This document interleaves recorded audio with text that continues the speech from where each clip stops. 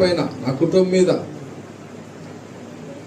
మేము పుట్టిపోయిన ప్రాంతాల మీద, నేను ఆరిస్తున్నటువంటి స్థలాల మీద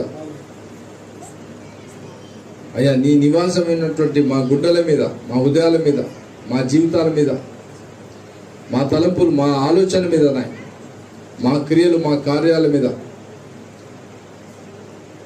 నీ రక్తపోక్షం ఇచ్చేస్తాను. చేస్తే పొరపాటు, లోపములు, దోషంలు ఏమున్నా దాదాల్చి క్షమించు ప్రభా, కనికరించు ప్రభా. ఏ రాత్రి, ఏ ఉదయం, ఏ పరిస్థితిలో ఎప్పుడు కూడా వేపు చూపించలేదు ప్రభా.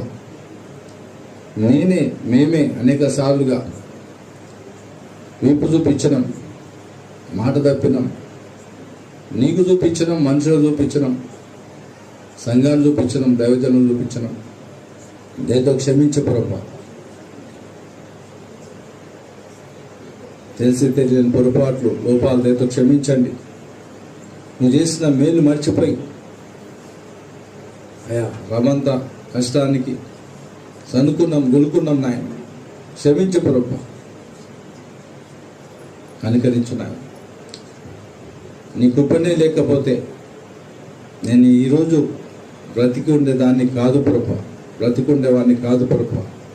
మట్టికి మట్టి అయిపోతుంటే నేను చెప్పగలుగుతా మీ విషయంలో కూడా. ఏ పరిస్థితిలో, ఏ బంధకాలు, ఏ బందీలు ఉంటున్నావు అయ్యా, విడిపించను, విమోచించను ప్రభా. ఈరోజు నీ సన్నిధికి సంతోషంగా వచ్చే భాగ్యం ఇచ్చాడు, నీకు వందనాలు. అనేక శ్రమ నుంచి విడిపించినావు.